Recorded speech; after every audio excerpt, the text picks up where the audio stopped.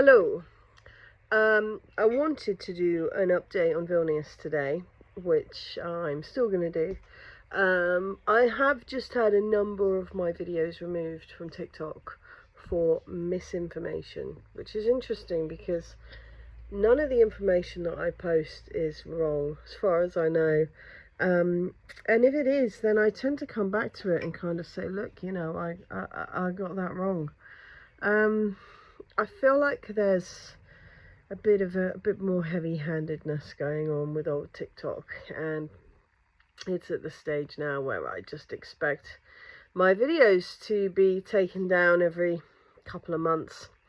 Anyway, so here I am. The video that was taken down was actually discussing the first day of Vilnius and how Vilnius had kind of covered itself in Ukraine flags, and I know someone who's actually there, and they were like, it literally went from pride flags to Ukraine flags, which, as many of you know, I consider to be exactly the same. Identifies the opposite sex, identifies winning a war.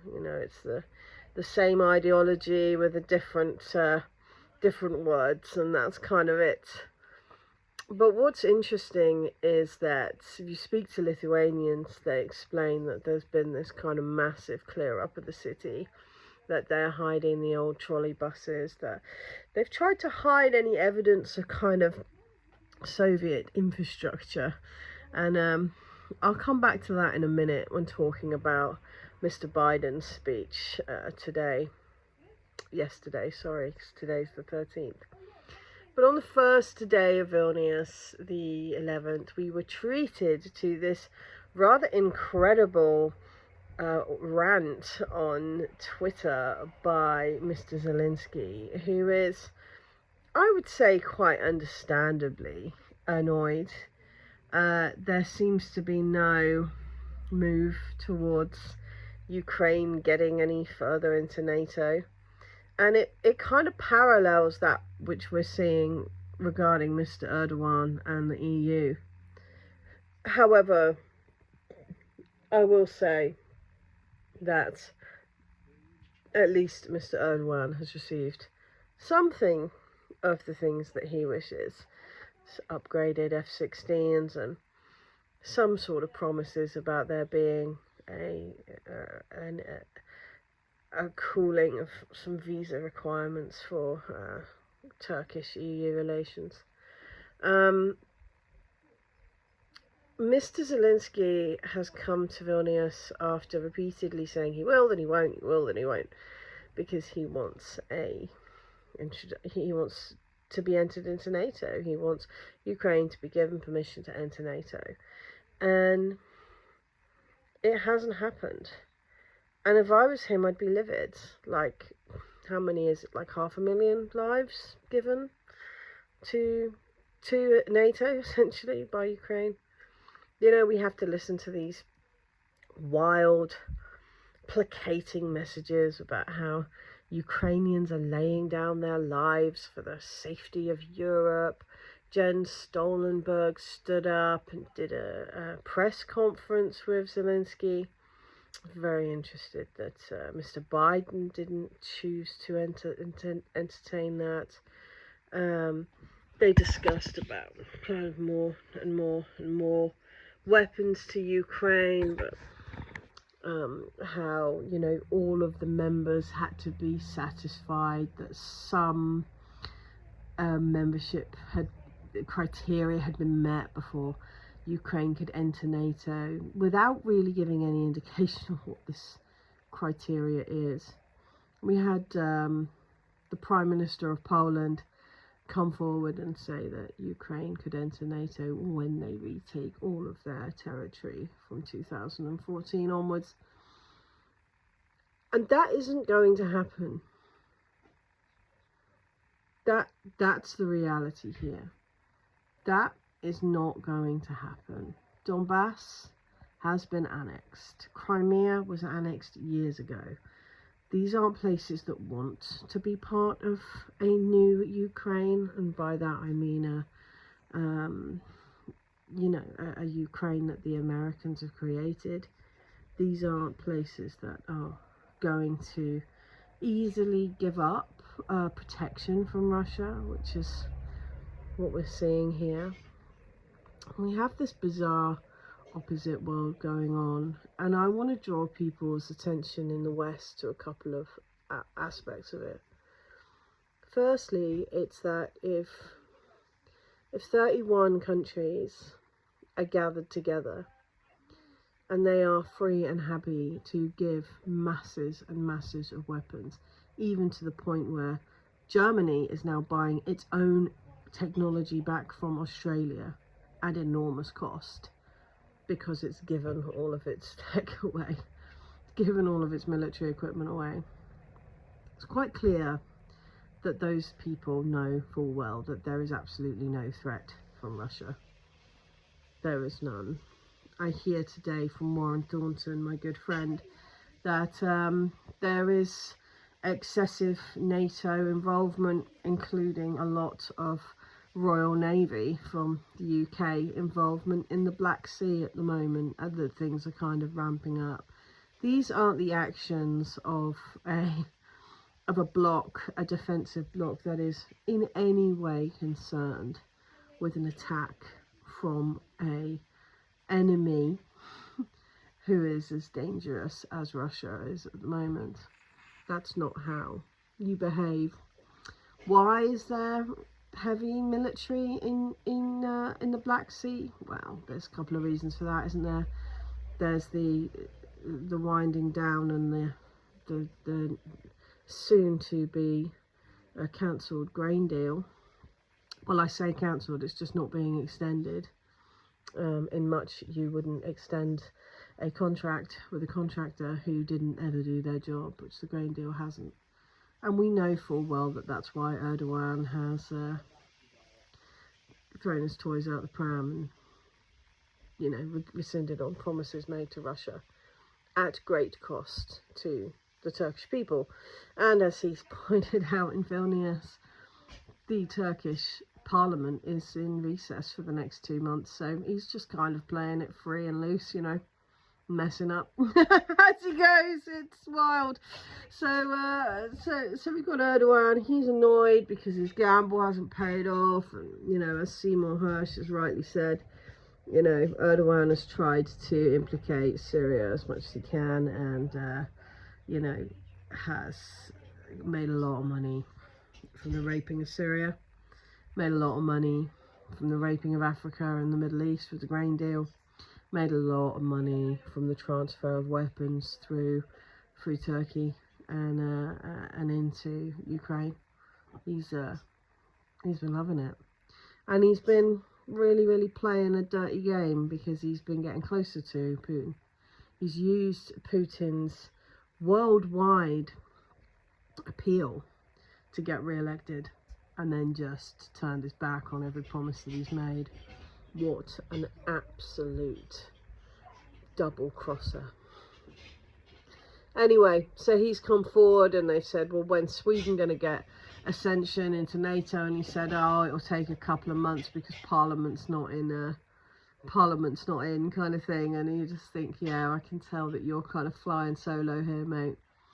And there's been Turkish politicians who have said, we're really concerned about what the impact is going to be on our society, these decisions that Erdogan is making. You know, a lot of Turkish people voted for him because they wanted the whole issue with Syria to be dealt with. Nobody in Turkey actually wants there to be a massive war on the border. It's not good for people. But we have to realise that the reason Erdogan is behaving the way that he does is because Russian revenge is not something that's ever served warm, and therefore he feels he can get away with double-crossing Putin.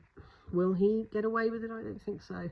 I don't think it will necessarily be some great big, you know, emotional move, but I do think that it will significantly impact the kind of trade deals that Turkey can expect in the future. We've had a back cross from Modi, who said that he would rather stick with the US dollar than move over to a BRICS-based currency.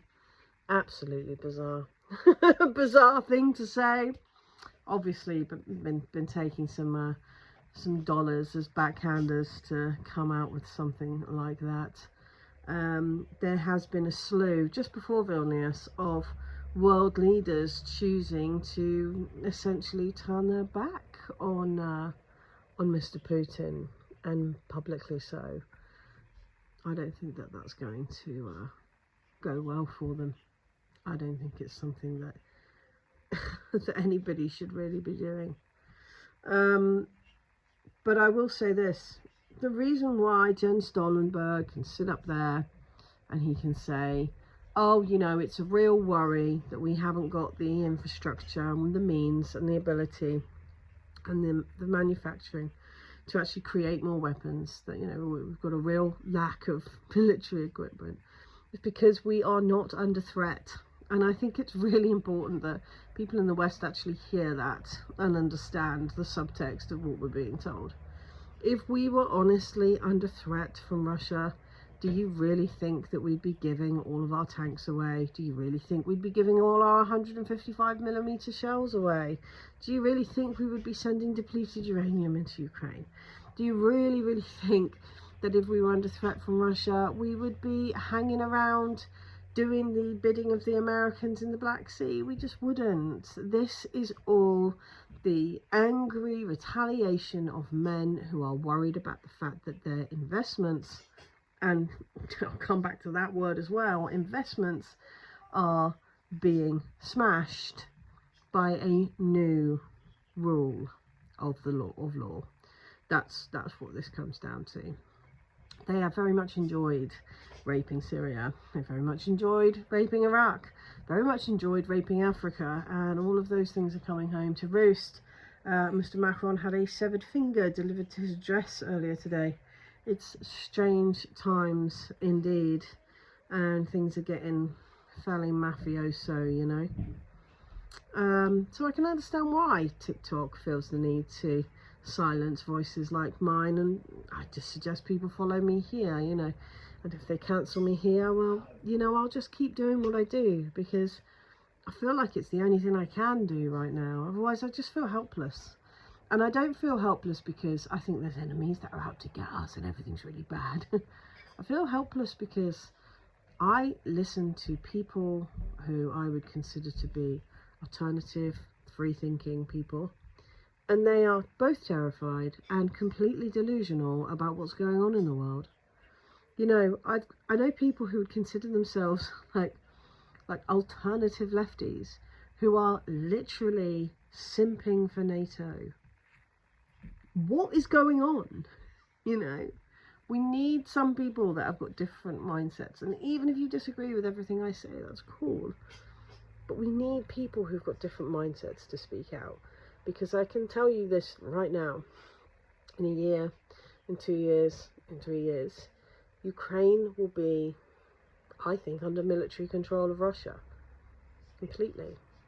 And that will be while they denazify, demilitarize, and prepare it for a scenario in which it can lead to some sort of democracy again. Now, I've been very, very concerned by some of the stuff that I've seen in Vilnius, and I've been pretty horrified to see how our leaders have reacted, because what we've done is we've used Ukraine. Not just used them, but we have told Ukrainians that they can beat the Russians in war. That is cruelty, plain and simple. Not just that, we've told the Ukrainians that we can beat the Russians in war. And it's not true.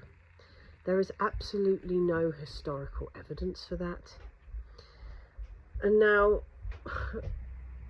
we've got Zelensky throwing his toys out the pram on Twitter, you know, saying how disappointed he is, how heartbroken he is, how upset he is that you know, they're not going to receive this invite into NATO.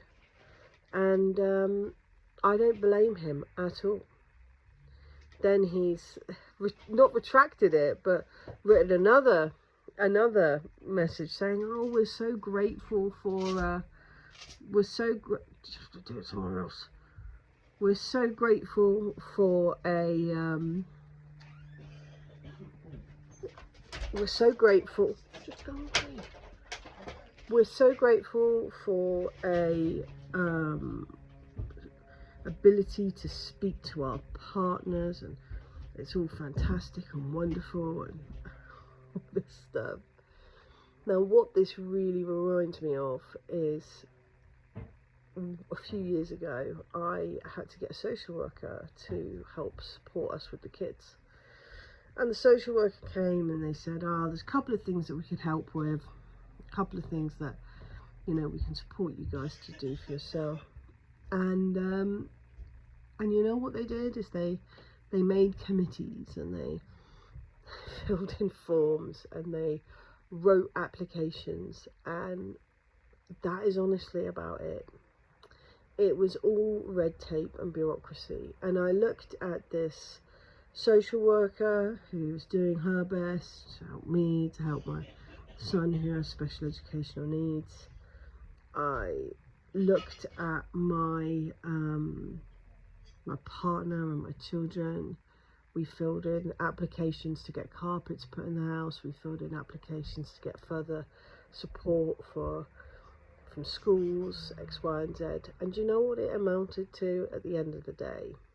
Is it amounted to nothing. It was just filling in forms.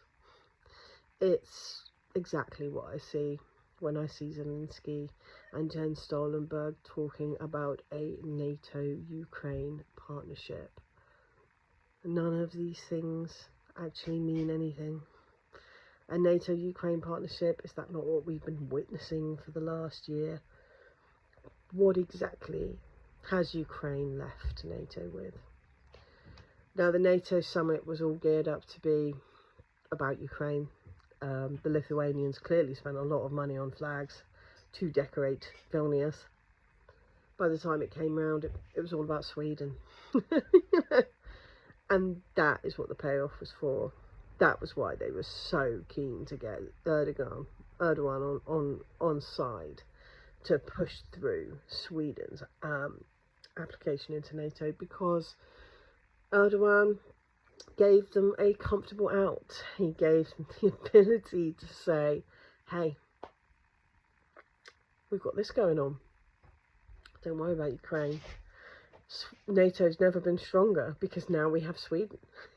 I'm not sure, without looking, how big the Swedish army is. I'm not sure what exactly they offer us here. But I will say that the biggest threat to Europe, and what has been, I would say, the only threat to Europe in the last 75 years, has been NATO. It has. Why do we have so many refugees, NATO? Why do we have wars abroad, NATO? Why do we have people having a war in East Europe? It's because of NATO. It's because of those 31, mostly white men in that room. Ben Wallace said to Zelensky, or one of his aides, that they're not an Amazon delivery guy. Because that is how the British feel like they're being treated.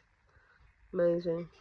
I mean, really amazing that with all the support we've given Ukraine, that's kind of what we're treated like. But I will say this: I've met a number of Ukrainians, and I know one or two of them exceptionally well. They are a very entitled people, and we could give them rocket ships, and they would still want more. That is how this is. And the reason for that is simple, because we've told them that we can give them everything that they need to win a war against Russia, when we know full well that we can't win a war against Russia. Because do you know what? If we could win a war against Russia, we would be. We'd be in there dealing with this. The reason that we're not is because Russia is stronger than NATO. And that is something that we all need to accept, so that we can move on from this awful situation where people are dying and things are blowing up and the environment is being damaged and people are dying, you know. So we had that happen, day one. Day two was lots of speeches. Biden came out and stood. I watched 23 minutes of a Biden speech outside at Vilnius, and he slurred and smarted his way through this speech. He said, you know, Russia is attacking Russia. Another one of those White House Freudian slips that seems to happen more and more. He talked about how bad the Soviets were. He talked about how, you know, essentially the Soviets did nothing good. You know, I'd remind you, Mr. Biden, that the Soviets won the Second World War, for example. And I found it so incredibly crass, because we're in Lithuania, you know, we're watching this. The Lithuanians joined the Soviet Union in 1940, and that was after some heavy Nazi issues, you know.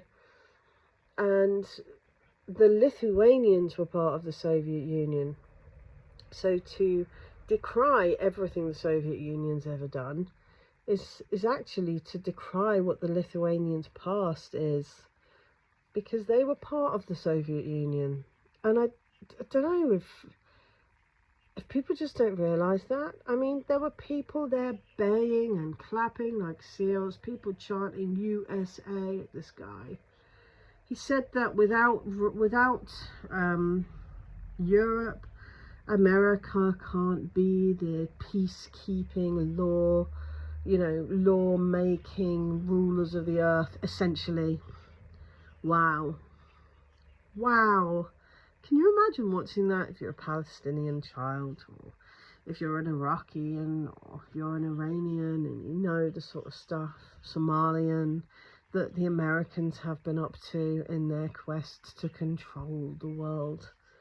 He talked about trade routes, he talked about NATO in Southeast Asia, he talked about NATO expansion and Sweden and how NATO's never been stronger.